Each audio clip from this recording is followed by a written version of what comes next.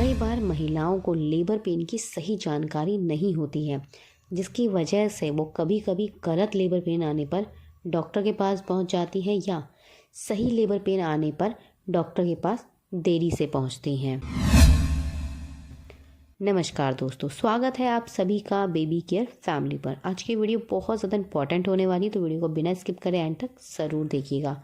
क्या आप जानते हैं, जब लेबर पेन आते हैं तो एक महिला लेबर पेन को लेकर बहुत कंफ्यूज होती है, क्योंकि लेबर पेन दो तरीके के होते हैं। एक होता है नकली लेबर पेन और एक होता है असली लेबर पेन। कई बार महिलाएं नकली लेबर पेन शुरू होने पर डॉक्टर के पास पहुंच जाती हैं या असली लेबर पेन आने पर डॉक्टर के पास देरी से पहुंचती हैं।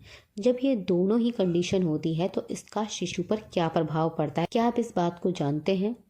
जब महिला समय से पहले पहुंचती है तो भी डॉक्टर्स आपको लेबर पेन बढ़ाने के लिए मेडिसिन देते हैं या आपको इंजेक्शन्स लगाते हैं। अगर आप देर से पहुंची हैं तो शिशु के पानी पीने का खतरा, शिशु ने पॉटी करके उसे निगल लेने का खतरा, ये बढ़ जाता है। जब बच्चा पानी निगल लेता है और उसका जन्म हो जाता है तो इस चीज़ से बच्चे को जान का खतरा रहता है। तो आपको इस बात का ध्यान रखना चाहिए कि आपको असली और नकली लेबर पेन पहचानने हैं। जब बच्चे ने पॉटी निगल ली है या बच्चे ने पानी को पी लिया है तो ऐसे केसेस में आपकी नॉर्मल डिलीवरी का चांस होते हुए भी डॉक्टरों को सिजेरियन डिलीवरी करनी पड़ती है, क्योंकि फर्स्ट प्रायोरिटी बेबी की होती है। बेबी को बचाने के लिए सिजेरियन डिलीवरी करनी पड़ती है। जब बच्चा पॉटी निगल ले या बच्चे ने पानी पी लिया और आप सोचें नहीं मैं नॉर्मल डिलीवरी करूं, तो इसमें बच्चे की जान को खतरा होता है, जिसका रिस्क डॉक्टर नहीं लेते हैं और वो आपसे पूछते हैं कि आपको क्या चीज़ें करनी है। और एक माँ कभी भी इतना बड़ा रिस्क नहीं लेती है। नंबर 2, कई बार महिलाएं गर्भावस्था के दौरान सही से खाना नहीं खाती, पोषक तत्वों से भरपूर भोजन नहीं लेती या 9वें महीने में इतना कम खाती हैं या इतना ज़्यादा टेंशन या डर ले लेती हैं, जिसकी वजह से वो खुद भी कमज़ोर हो जाती हैं और गर्भ में पलने वाला बच्चा भी कमज़ोर हो जाता है। कई बार शिशु इतना कमज़ोर पैदा होता है कि उसे तुरंत ट्रीटमेंट के लिए ले जाया जाता है। कई बार आपने देखा होगा कि प्रेगनेंसी के दौरान जो महिलाएं होती हैं वो बाहर का बहुत अधिक भोजन खाती हैं और घर का खाना कम खाती हैं। ये भी एक रीज़न होता है जिसकी वजह से बच्चे का जो शरीर होता है वो बहुत कमज़ोर हो जाता है, क्योंकि बच्चे का जो शरीर है उसे बनने के लिए ज़रूरी पोषक तत्व चाहिए होते हैं, जो बाहर के प्रोसेस्ड फूड, फास्ट फूड, इन चीज़ों में नहीं मिलते हैं। इसीलिए कहा जाता है कि एक महिला को बाहर का खाना नहीं खाना चाहिए। इन सारी गलतियों की वजह से भी शिशु का विकास सही से नहीं हो पाता, शिशु के शरीर में कमज़ोरी आ जाती है और हो सकता है लास्ट समय पर आप इतना ज़्यादा परेशान हो या इतना ज़्यादा टेंशन में हो, डरे हुए हो, उसकी वजह से भी शिशु के ऊपर प्रभाव पड़ता है। कई बार बच्चे के अंदर कुछ डिफिशियंसी भी हो जाती है, पर्टिकुलर जैसे आयरन की डिफिशियंसी या कैल्शियम की डिफिशियंसी या किसी और चीज़ की डिफिशियंसी। इसी के साथ बच्चे को इन्फेक्शन होने का भी खतरा होता है। ये इन्फेक्शन बच्चे के गुर्दे से जुड़ा हुआ हो सकता है, बच्चे के जन्नान से जुड़ा हुआ हो सकता है, बच्चे के बॉडी के किसी भी पार्ट में इन्फेक्शन होने का भी खतरा होता है।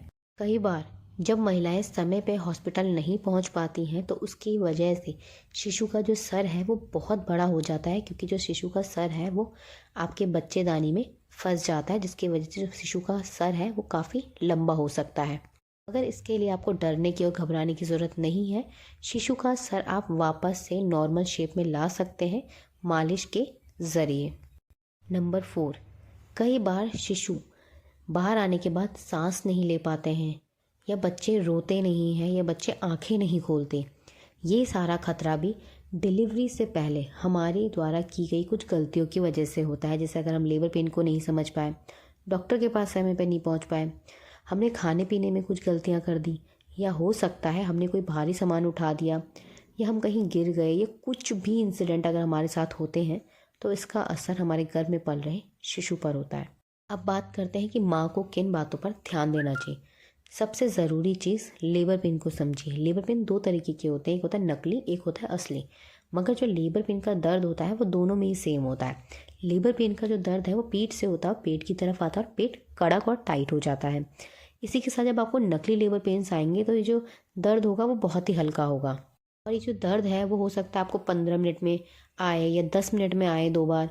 मगर जो आपको असली लेबर पेन है ये आपको बहुत जल्दी जल्दी आएगा और जो उसकी फ्रिक्वेंसी होगी, जो उसका दर्द होगा वो भी इतना ज़्यादा होगा कि आप सहन ना कर पाए। मगर जो नकली लेबर पेन्स होता है इसका दर्द आप सहन कर पाते हैं, मगर असली लेबर पेन का दर्द आप बिल्कुल भी सहन नहीं कर पाते हैं। महिला को इस बात का विशेष ध्यान रखना चाहिए कि डिलीवरी से पहले उनके साथ कोई ना कोई बुजुर्ग या घर का बड़ा ज़रूर हो। अगर घर का बड़ा नहीं है तो उनके हस्बैंड को उनके साथ रहना चाहिए। इसी के साथ एक महिला को डॉक्टर के साथ भी कांटेक्ट करते रहना चाहिए। कोई भी बदलाव अगर आपको लगते हैं या परेशानी लगती है तो तुरंत डॉक्टर से बात कीजिए।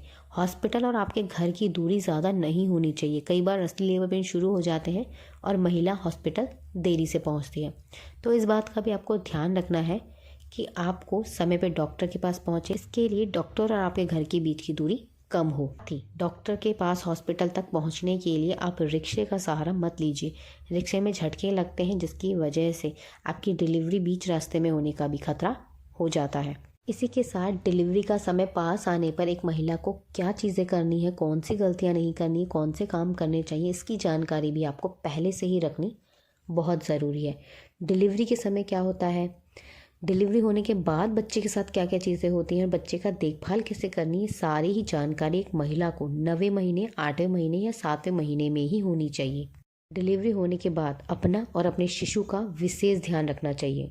खास तौर पे महिला को अपना ध्यान भी रखना चाहिए, क्योंकि बच्चे आने के बाद महिला कभी भी अपना ध्यान सही से नहीं रखती, जिसकी वजह से 6 महीने बाद या 1 साल बाद महिला को शरीर से संबंधित प्रॉब्लम्स होती हैं। कमर में दर्द होना, पैरों में दर्द होना, कंधों में दर्द होना, हाथ पैरों में दर्द होना या उन्हें कमज़ोरी महसूस होना, ये सारी ही प्रॉब्लम्स उन्हें तब होती हैं जब वो अपना सही तरीके से डिलीवरी के समय अपना ध्यान नहीं रखती हैं।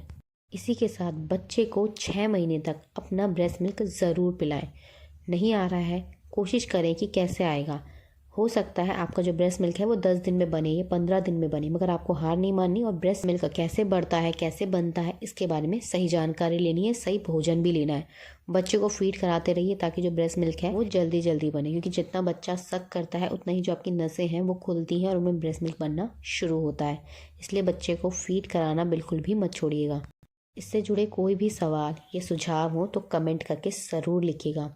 आशा करती हूँ हमारी इस वीडियो से आपको मदद ज़रूर मिली होगी, तो प्लीज़ इस वीडियो को लाइक कर अपने दोस्तों के साथ शेयर ज़रूर कीजिएगा। अगर आप हमें फेसबुक पर देख रहे हैं तो प्लीज़ हमें फॉलो ज़रूर कीजिए। अगर आप हमें यूट्यूब पर देख रहे हैं तो हमें सब्सक्राइब कर बेल आइकन ज़रूर प्रेस कीजिएगा, ताकि प्रेगनेंसी और पेरेंटिंग से जुड़ी ऐसे ही इंपॉर्टेंट वीडियोज़ आपको मिलती रहे। हमारी वीडियो को पूरा देखने के लिए आप सभी का धन्यवाद। मिलते हैं आपसे नेक्स्ट वीडियो में, तब तक के लिए अपना ध्यान रखिएगा। नमस्कार।